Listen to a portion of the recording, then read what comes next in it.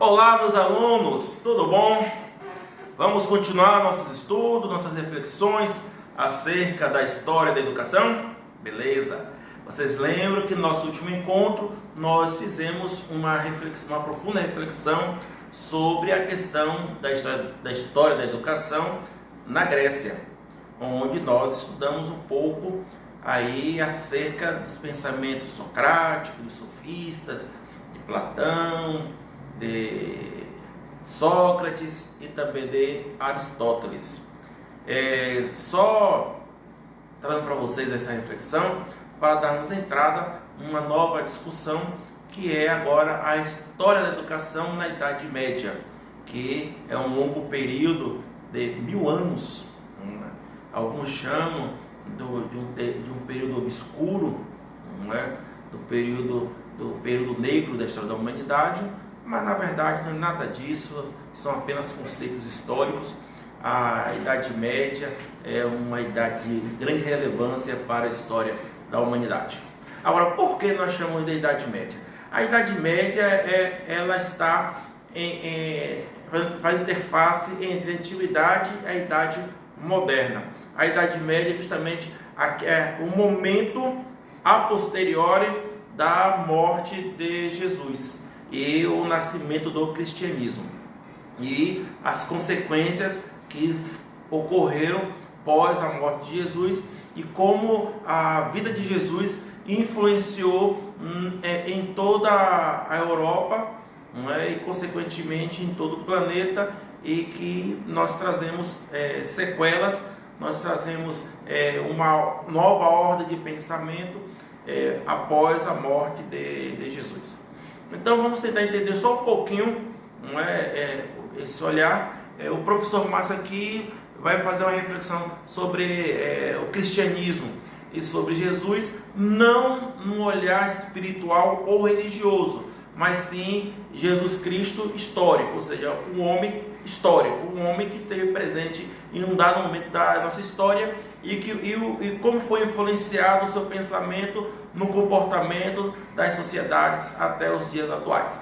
Eu só peço a vocês que são assim extremamente católicos, extremamente protestantes, espiritualistas, vocês não declinem o seu olhar muito agora no campo espiritual e religioso. Nós vamos fazer uma reflexão do Jesus Cristo histórico, ok? Para poder facilitar o nosso entendimento. Aí depois a gente vai fazer a abordagem já no campo espiritual. Mas agora aqui a discussão é mesmo no campo filosófico das ciências, para entender um pouco essa influência do cristianismo e como isso influenciou na educação na época e influencia até os dias atuais, ok? Bem, o que nos relata a história é que no Oriente, na Palestina, naquela região, no Império Romano, pois vocês sabem muito bem que ao final da antiguidade, Roma ela se expandiu, com César e seus sucessores, se expandiu por todo o planeta, ou seja, o Império Romano ele ocupou um vasto espaço geográfico e se estendia do Ocidente ao Oriente, não é isso? E o imperador romano ele organizou o seu império com os governadores de cada região, que tinha como missão fazer a gestão das cidades, tanto nas regiões orientais quanto na região ocidental, ou seja, no Oriente e na Europa, por aí podemos falar dessa forma. E a sede do Império Romano estava em Roma, atualmente é na Itália. Perfeito. Até aí vocês vão lá nas pesquisas da história para poder entender um pouco sobre o que foi esse longo período. Mas é salutar entender também algumas características aí do Império Romano, que o Império Romano ele conquistava aquela região, mas ele não interferia na cultura local. Interessante, né? O domínio do Império Romano era o domínio político, era o domínio econômico, porque ele queria os tributos para Roma. Porém, ele não interferia na questão da língua, da música, da cultura e também da religião. Ok? Então, na parte oriental do nosso planeta, nós vimos, né, da questão muito forte ali na Palestina, em Jerusalém, das religiões com bases monoteístas advinda dos hebreus, não é? E a posteriori aí, não é, das consequentes narrativas hebraicas e dos textos que nós temos naquela época, nós tivemos vários líderes religiosos que se tornaram juízes e governadores e até reis, não é? E profetas.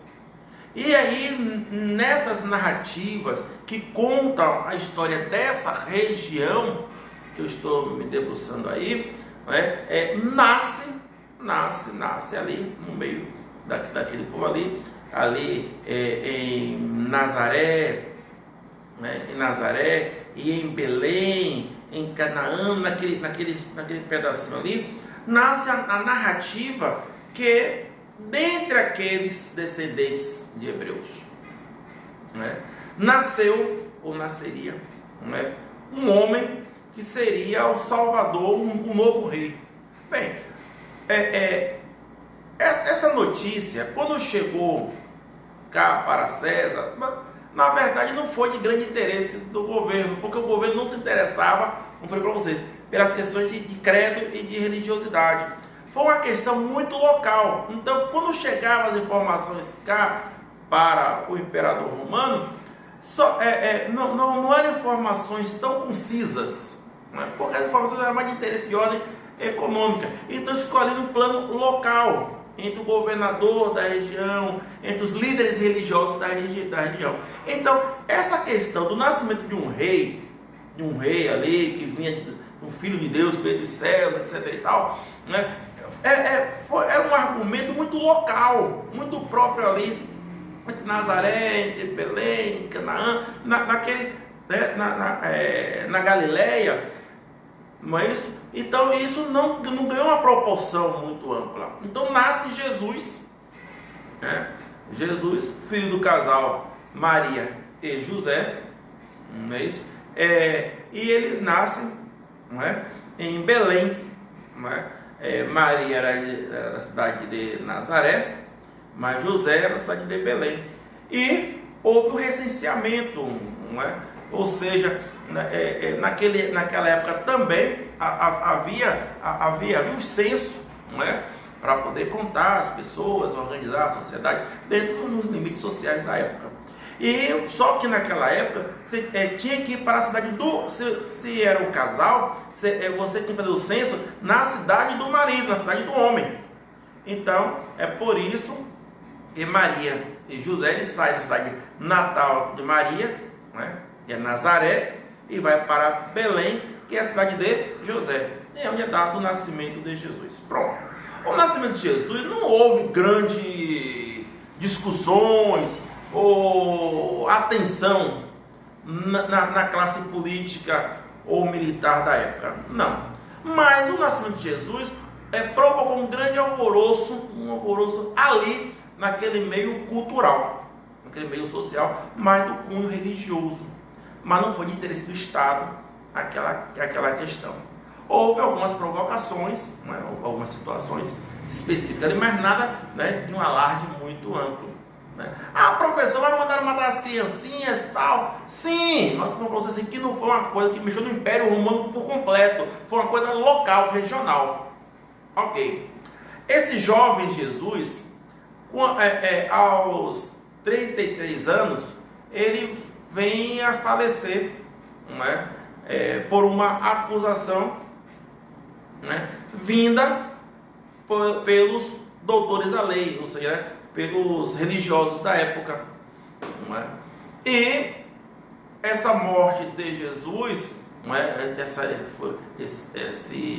A partir de uma denúncia que aquele jovem estava provocando o Estado, querendo se tornar rei, essa coisa toda, os religiosos da época tomaram posse da situação e determinaram, influenciaram o governador do Estado, não é, a autorizar, até lavando as mãos, né, a história da lavar as mãos, autorizar, né, a morte, a crucificação de Jesus. Ok, Jesus morreu. Mudou alguma coisa? Não mudou nada, continuou tudo a mesma coisa. Só teve um detalhe. Correu nas ruas um boato, uma história, que aquele homem, ora que fora crucificado, ele ressuscitou. Pronto, mas podia ser uma questão de sentimento social, um incômodo das pessoas, um sentimento de perda de um líder religioso, uma coisa assim. Beleza. Só que tem alguns detalhes peculiares que a história nos dá assim, interessante. Porque, veja só, o sepultamento naquela época não era, a pessoa não era enterrada. Então eles colocavam numa gruta. E Jesus ele é sepultado numa gruta, não é isso? E como havia uma preocupação do Estado, não é, para que as pessoas não invadissem o espaço para roubar o corpo, aquela coisa toda, então colocava-se uma pedra na frente, né, do local da sepultura, mas o Estado deixou os soldados tomando conta do corpo, não é isso? E como do hábito da cultura local deles, não é isso? Eles preparavam o corpo, banhavam o corpo, perfumavam o corpo, e no outro dia que as mulheres foram, não é, lá verificar o corpo de Jesus, não é isso? Aconteceu que elas disseram que ele tinha ressuscitado, né, e falado com ele. Tá.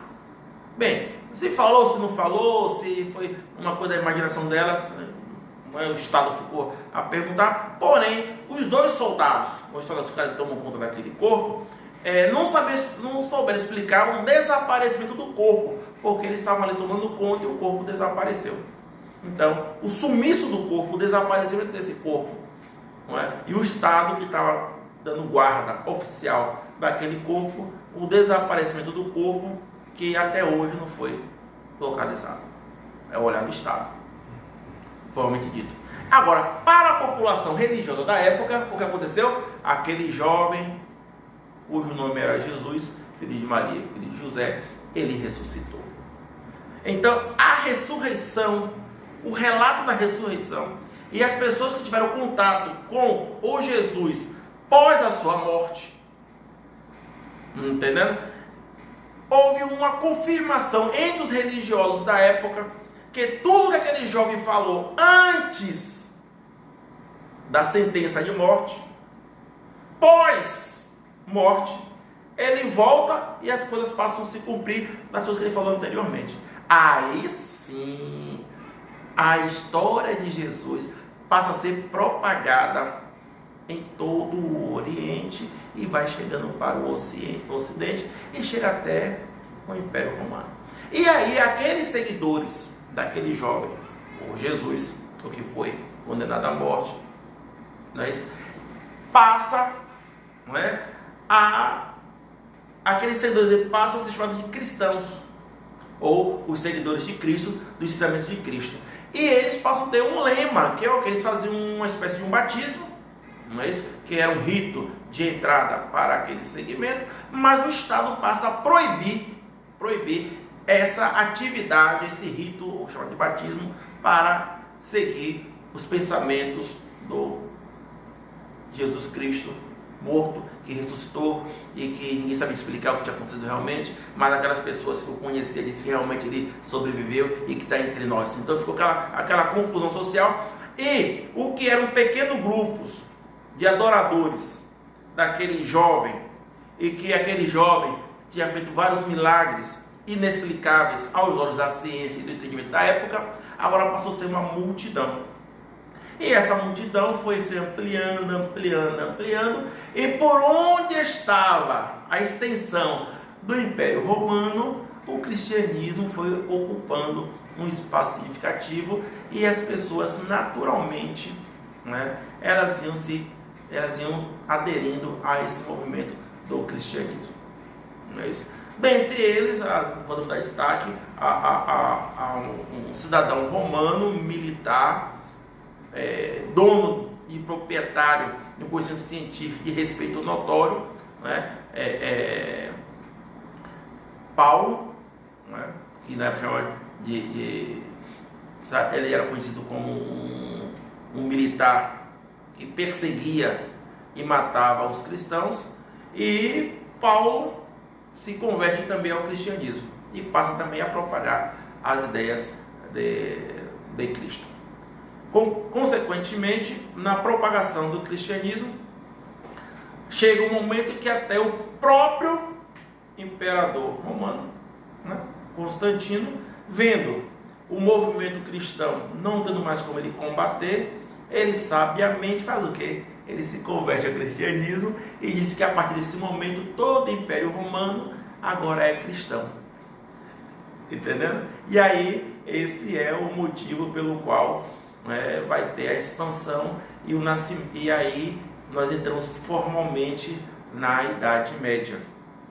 E o cristianismo passa a ser uma religião com um nome erigida sobre uma entidade, que o nome passou a ser Igreja Católica Apostólica Romana, ou seja, sendo a religião oficial do Império Romano.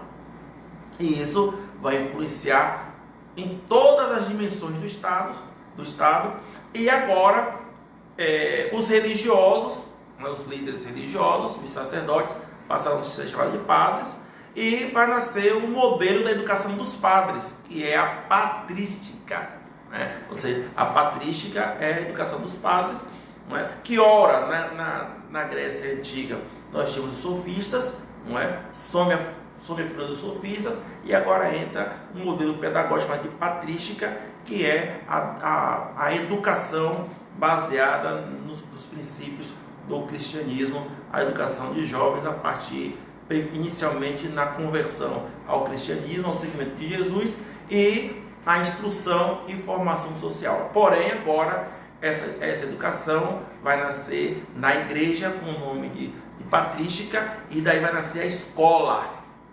A palavra escola nasce aí com o termo de escolástica. A escolástica, ela ocorre nos mosteiros, né? Aí nós temos as grandes bibliotecas, os grandes ambientes de leituras e pesquisa. Essas bibliotecas são que elas vêm nascendo desde a Grécia Antiga, né? da literatura grega, e a igreja passa a ter o poder e o domínio, né, de todo o conhecimento publicado que nós tínhamos até a época, e nós temos um vasto período da transmissão do saber a partir das bases do pensamento cristão, que aí nós chamamos da Idade Média. No nosso próximo encontro nós vamos estudar as principais expressões, né, da Idade Média, com Tomás de Aquino, Santo Agostinho, e a influência das ciências, da fé e da razão. Um abraço a todos vocês e sejam bem-vindos para estudar a história da educação em 1000 anos, chamada de Idade Média. Até mais.